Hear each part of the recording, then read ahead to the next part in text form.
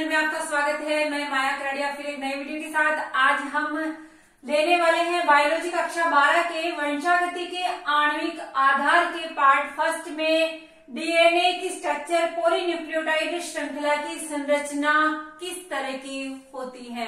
तो गाइज, जब तक मेंडल ने नियम प्रतिपादित किए थे तब तक इस आनुवंशिक पदार्थ के बारे में ज्यादा जानकारी नहीं थी। अनुमान काफी लंबे समय तक इसके बारे में कोई जानकारी नहीं थी। काफी लंबे समय के बाद इस न्यूक्लिक अम्ल के बारे में जानकारी मिली और इस आनुवंशिक पदार्थ जो कि मोस्टली जीवों में पाया जाता है, ज्यादातर जीवों में डीएनए आनुवंशिक पदार्थ होता है। कुछ जो विषाणु होते हैं उनमें आरएनए भी आनुवंशिक पदार्थ के रूप में पाया जाता है। तो आज हम इस डीएनए की स्ट्रक्चर में पॉलीन्यूक्लियोटाइड श्रृंखला किस तरह से निर्मित है इसके बारे में जानकारी लेंगे इस वीडियो में। तो देखिए, आनुवंशिक पदार्थ डीएनए जो कि मोस्टली जीवों में पाया जाता है वो इन तीन घटकों से मिलकर के बना हुआ होता है। नाइट्रोजन क्षारक, पेंटोस शर्करा और फास्फेट समूह है।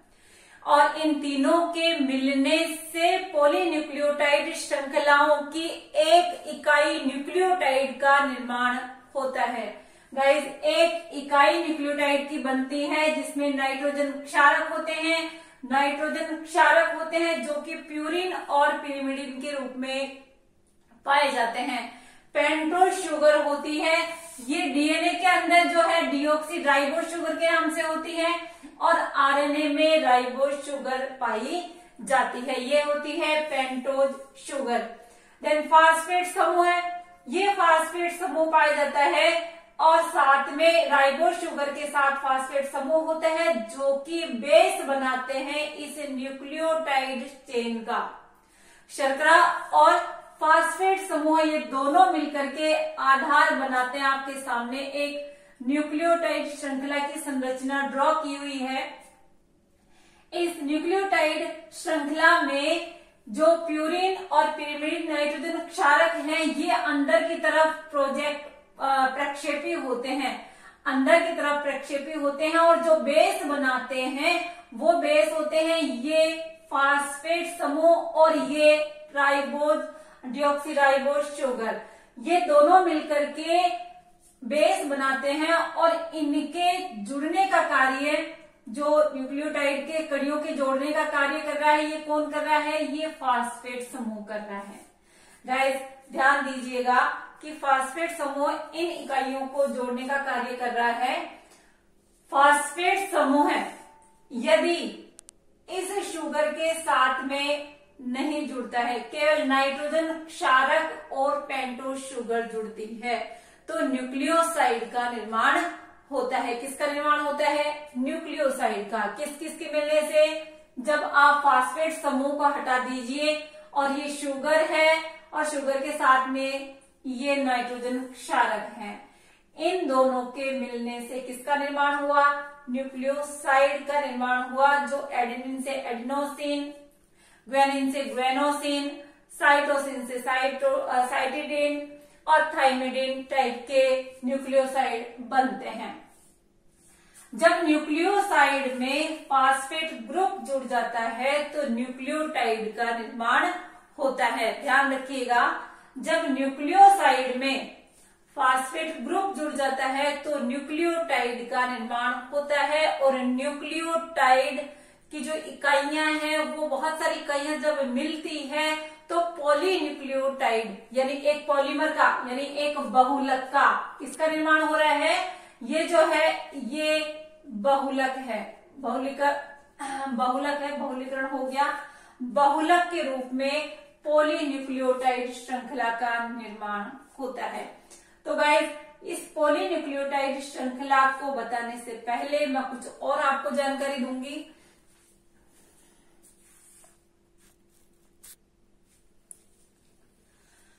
गाइस, डीएनए जो है डीऑक्सीराइबोन्यूक्लियोटाइड एक लंबा बहुलक होता है। कैसा होता है? ये एक लंबा बहुलक होता है जिसकी लंबाई जीव विशेष के अनुसार होती है। कहने का मतलब है कि अलग अलग जीवों में इसकी लंबाई अलग अलग होती है।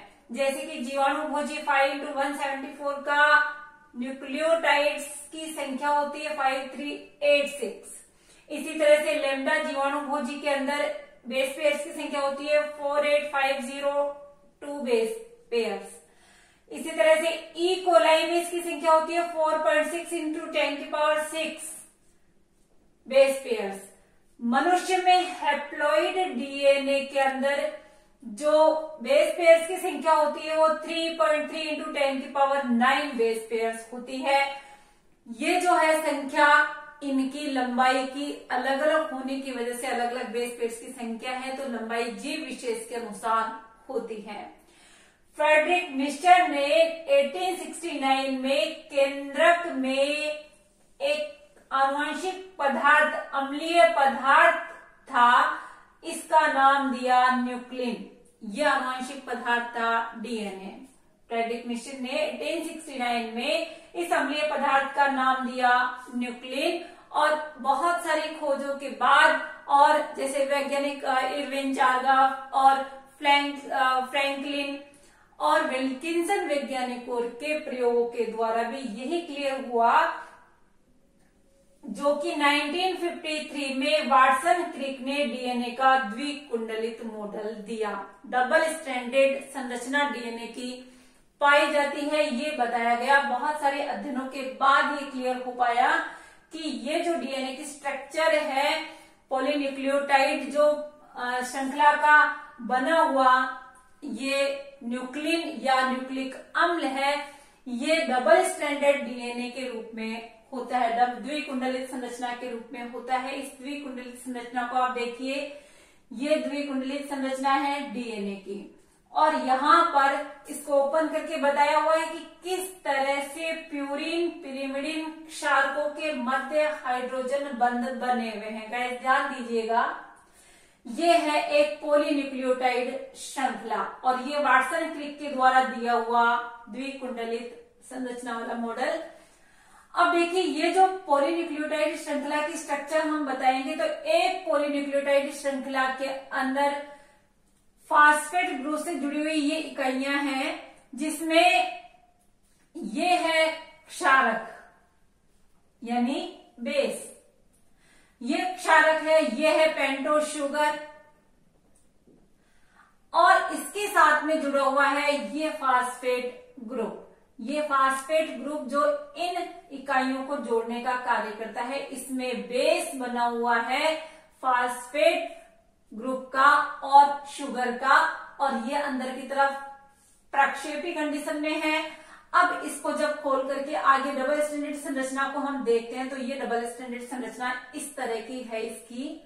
ये डबल स्टैंडर्ड संरचना जिसमें ये जो सीढ़ियों के रूप में स्ट्रक्चर बनी हुई है, ये शुगर और फास्फेट चेन्स है, जो दो स्ट्रैंड है शुगर और फास्फेट की चेन्स है।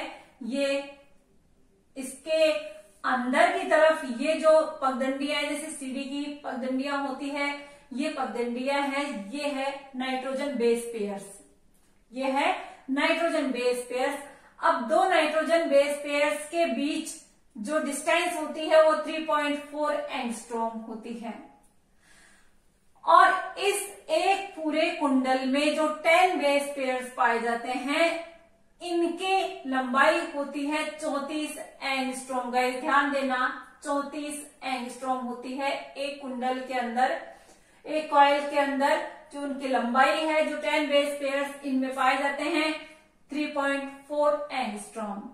और इस जो चेन है इसका व्यास होता है 20 एंगस्ट्रॉम। इस तरह से डीएनए की द्विकुंडलित संरचना है। इसके जो दोनों स्ट्रैंड है वो टेम्पलेट स्ट्रैंड की तरह कार्य कर सकते हैं, क्योंकि दोनों स्ट्रैंड एंटी पैरेलल होते हैं।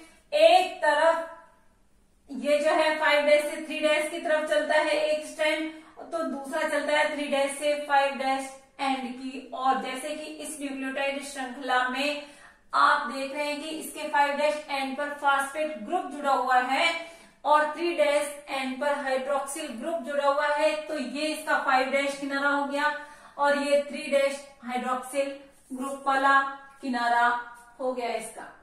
अब देखिए इस श्रृंखला के जो दो स्ट्रैंड है वो किस तरह से कॉम्प्लीमेंट्री एक दूसरे के पूरक है। बच्चों ध्यान रखिएगा, ये दोनों स्ट्रैंड एक दूसरे के पूरक हैं, इसलिए एक स्ट्रैंड ज्ञात होने पर दूसरे स्ट्रैंड की कल्पना की जा सकती है। अब देखिए कि ये जो है, इसमें जो अंदर की तरफ नाइट्रोजन बेस पेयर्स हैं वो कैसे जुड़े हुए हैं। ध्यान देना, ये बेस पेयर्स हाइड्रोजन बंध के द्वारा जुड़े हुए हैं। ये बेस पेयर्स हैं, ये हाइड्रोजन बंध के द्वारा जुड़े हुए हैं। एडेनिन एक तरफ आते हैं प्यूरिन और दूसरा उसका संबंध होगा पिरिमिडिन से। ध्यान रखिएगा, एक तरफ का प्यूरिन दूसरे तरफ के पिरिमिडिन से जुड़ा हुआ है।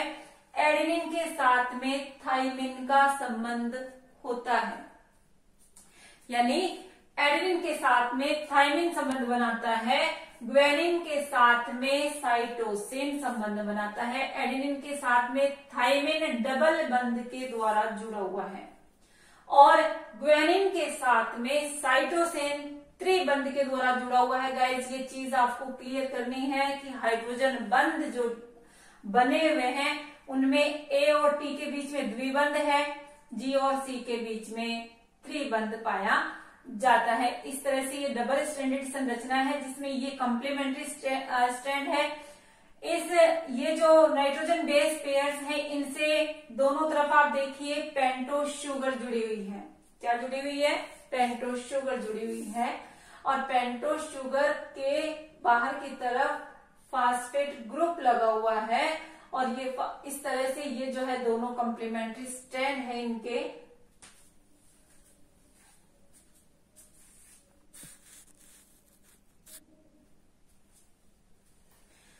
देखिए, अधिकांश जीवों में डीएनए होता है और कुछ जीवों में आनुवंशिक पदार्थ आरएनए के रूप में होता है। अधिकांश जीवों में आनुवंशिक पदार्थ डीएनए के रूप में होता है, कुछ जीवों में आरएनए के रूप में भी होता है, जैसे कि विषाणुओं में। ये विषाणुओं में वाहक, अनुकूलक, संरचनात्मक और उत्प्रेरक ये कार्य कर सकता है आरएनए। अब हम डबल स्ट्रैंडेड डीएनए की बात कर रहे हैं, वाटसन क्रिक के द्वारा दिए हुए मॉडल की बात कर रहे हैं और इसमें जैसा कि मैंने आपको बताया नाइट्रोजन क्षारक, पेंटोस शुगर और फास्फेट ग्रुप होता है। गाइस ध्यान रखिएगा, नाइट्रोजन क्षारक और पेंटोस शुगर दोनों ग्लाइकोसाइडिक बंध के द्वारा जुड़े हुए होते हैं और न्यूक्लियोसाइड का फॉर्मेशन करते हैं। यानी न्यूक्लियोसाइड कैसे बनता है? नाइट्रोजन क्षारक और पेंटोस शुगर से, और इन दोनों के मिलने से न्यूक्लियोसाइड बना, लेकिन ये किसके द्वारा जुड़ा हुआ है? ग्लाइकोसाइडिक बंध के द्वारा। अब चलिए आगे चलते हैं। नाइट्रोजन क्षारक, पेंटोस शुगर के बाद फास्फेट ग्रुप, ये जो न्यूक्लियोसाइड है इसके 5' हाइड्रोक्सिल समूह से फास्फेट ग्रुप जुड़ता है। कौन से बंध के द्वारा? फास्फोडाइस्टर बंध के द्वारा। और किसका निर्माण होगा?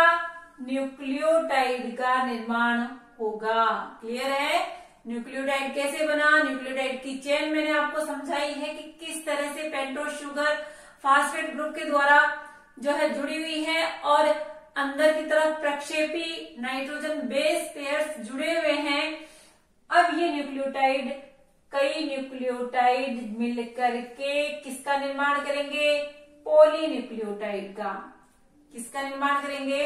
पॉलीन्यूक्लियोटाइड श्रृंखलाएं। अब पॉलीन्यूक्लियोटाइड श्रृंखलाएं जो है ये डीएनए का निर्माण करती है। एक पॉलीन्यूक्लियोटाइड श्रृंखला आपको दिख रही है जिसमें एक पॉलीन्यूक्लियोटाइड श्रृंखला में क्या क्या होते हैं? ये शुगर होती है, ये क्षारक होते हैं और फास्फेट ग्रुप होता है। अब देखिए, अब यदि आपसे क्वेश्चन पूछा जाए कि इनकी जो है व्यास है या इनकी जो डिस्टेंस है वो कम ज्यादा क्यों नहीं होती? गाइस ध्यान रखिएगा, इनके बीच में अनुपात स्थिर रहता है। बहुत विशेष चीज आपको ध्यान रखने की है कि एडेनिन थाइमिन से संबंध बनाता है, साइटोसिन ग्वानिन से संबंध बनाता है, तो इनका अनुपात स्थिर रहता है। इनका अनुपात स्थिर रहता है। ए और टी, जी और सी के बीच अनुपात हमेशा स्थिर रहता है, इसलिए इनकी ये जो दक्षिणावर्ती कॉइल्ड डीएनए की स्ट्रक्चर है इसमें जल्दी से फेरबदल नहीं होता है। पॉलीन्यूक्लियोटाइड श्रृंखलाएं एक दूसरे की पूरक होती है। बहुत मजा आ रहा होगा आपको पढ़ने में। पॉलीन्यूक्लियोटाइड श्रृंखलाएं एक दूसरे की कॉम्प्लीमेंट्री यानी एक के साथ दूसरी संबंध बनाएगी ही, फिक्स है ये। कॉम्प्लीमेंट्री जैसा कि मैंने बताया 3' से 5' ध्रुवणता है ये इनकी। ये जो मैं शब्द बोल रही हूं ये क्या है? पोलैरिटी, ये है ध्रुवणता। क्लियर है? एक की पोलैरिटी 3' से 5' एंड की तरफ है, दूसरे की पोलैरिटी इसके एंटी पैरेलल प्रति समानांतर चल रही है, प्रति समानांतर 3' से 5' एंड की तरफ है इसकी ध्रुवणता। जब ये जो है एंटी पैरेलल स्ट्रैंड है तो ये जो स्ट्रैंड है ये टेम्पलेट के रूप में कार्य कर सकते हैं, पूरक स्ट्रैंड के रूप में कार्य कर सकते हैं। आप एक स्ट्रैंड आपको पता है, दूसरा स्ट्रैंड आप कल्पना कर सकते हैं, बना सकते हैं।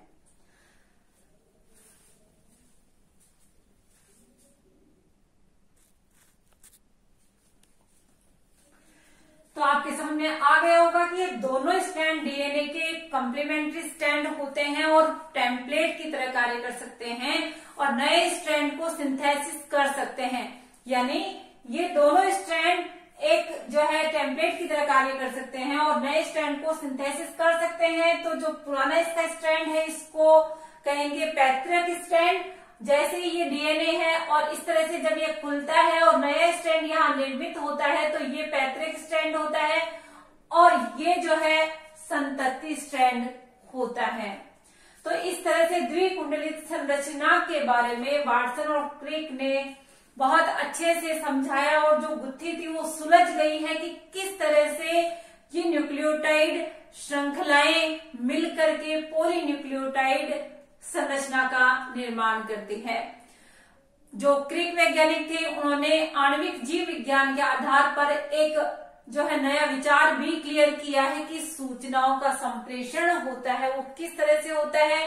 सेंट्रल डोग्मा का विचार प्रस्तुत किया है उन्होंने, जिसमें कि डीएनए से आरएनए में सूचनाएं जाती है एमआरएनए में और एमआरएनए से प्रोटीन सिंथेसिस होता है। गाइस बहुत सारी बातें आज आपको समझ में आई होगी, किस तरह से न्यूक्लियोटाइड श्रृंखला का निर्माण हुआ, किस तरह से 3 घटक मिलकर के पेंटोज शुगर, नाइट्रोजन क्षारक और फास्फेट ग्रुप मिलकर के न्यूक्लियोटाइड बनाते हैं और न्यूक्लियोटाइड इकाइयां मिलकर के पॉलीन्यूक्लियोटाइड का निर्माण करती है, जो मोस्टली जीवों में डीएनए के रूप में आनुवंशिक पदार्थ पाया जाता है। इसकी संरचनाएं इन न्यूक्लियोटाइड्स के थ्रू आज आपने सीखा। क्या समझ में आया, क्या नहीं आया, यह आप मेरे को बताओगे कमेंट सेक्शन में कमेंट करके। और उम्मीद करती हूँ कि ये जो लेक्चर था आपके बहुत अच्छे से समझ में आया होगा। आगे देखते रहिए, अगले पार्ट में डीएनए पैकेजिंग में आपको समझाऊंगी। Okay guys, thanks for watching.